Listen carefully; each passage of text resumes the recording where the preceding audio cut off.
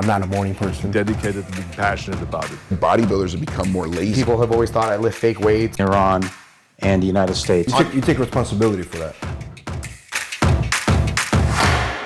So I want to ask you, it seems like after your era, right, after your Mr. Olympia title, Lee Haney came in, right? And he was slightly bigger, right? And then came Dorian Yates, and then came Ronnie Coleman, right? So it seemed like that's when the size increase started happening. So which bodybuilder you think specifically was kind of like responsible for that, you know what I mean, for the change of direction? Well, we were talking about that constantly.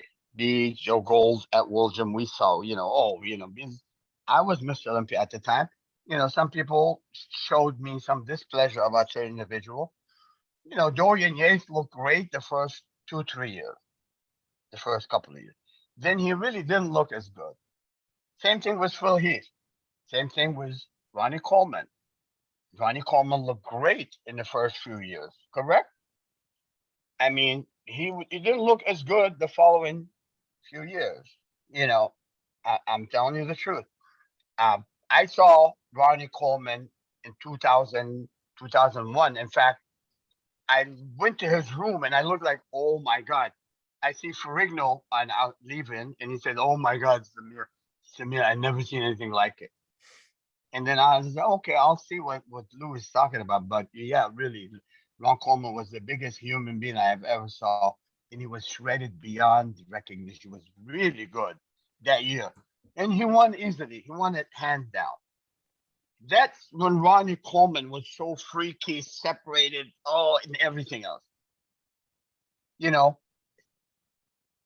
They, the first, I'm telling you, I think the problem with the modern bodybuilding is like, if you follow this route, you would look good a year or two, and then you're going to ruin it.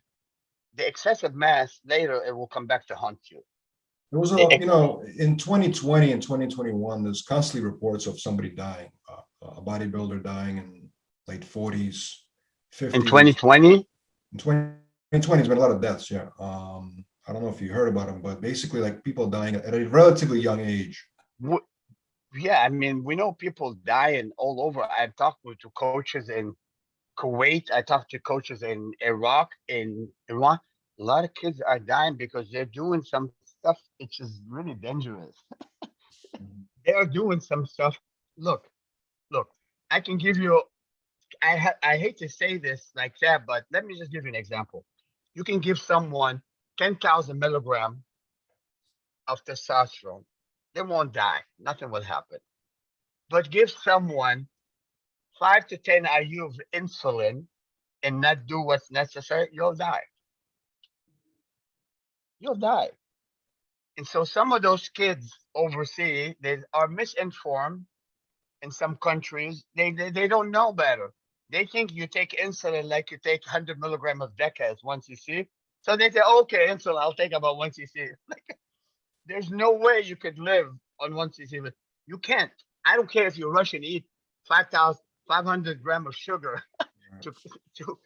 Those are crazy stuff that's happening with bodybuilding. I really wish that the insulin came to bodybuilding the way it did, because I think this is what's really ruining bodybuilding. Well, you know Milos, right? You know Milos? Yeah, I'm friends with Milos. Yeah. So Milos is the one that he takes full responsibility for kind of. I know who told Milos how to do this. The same guy that told Milos about it told me, and honestly, I don't think the method is sound. Okay, it's a doctor. I'm gonna say his name.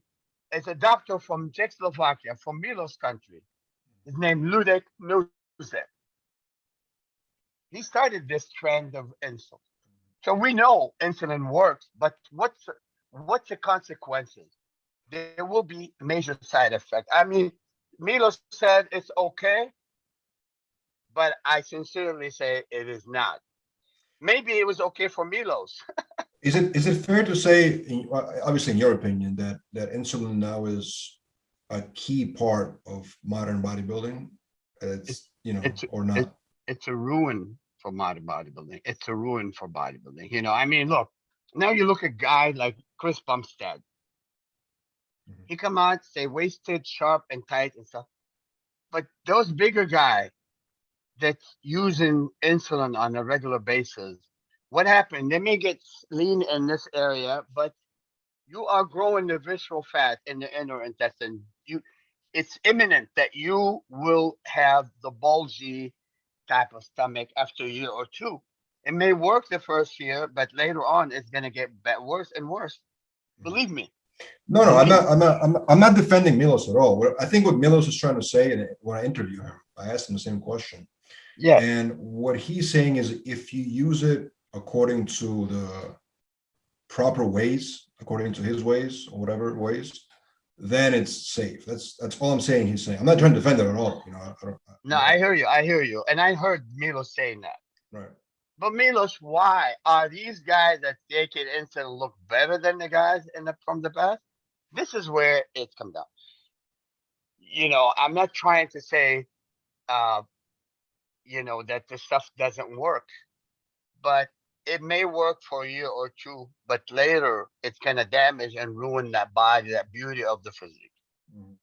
I understand. If it's done by a professional, someone who understand exactly what should be done with it. Like for example, we know like AGH works for anti-aging, Mhm. and you could read a book by Dallas Clowetry, who was Grow Young with AGH, but he didn't say for people to take 10 IU. So Mhm. does insulin really needed in bodybuilding? This is what we need to talk about. Is it necessary? It's not. Why? Because it's going to cut your career very short.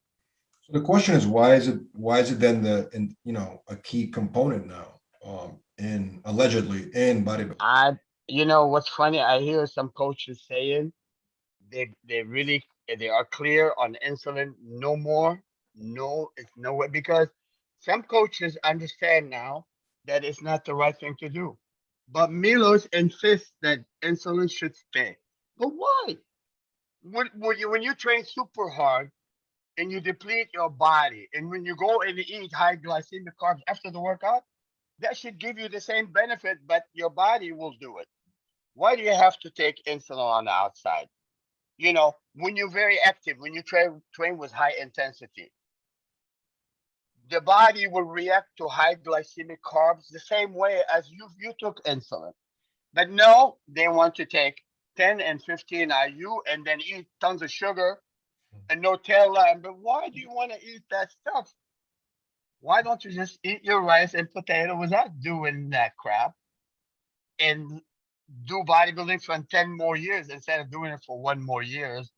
And then, all the sickness, all the health problems start in the stomach.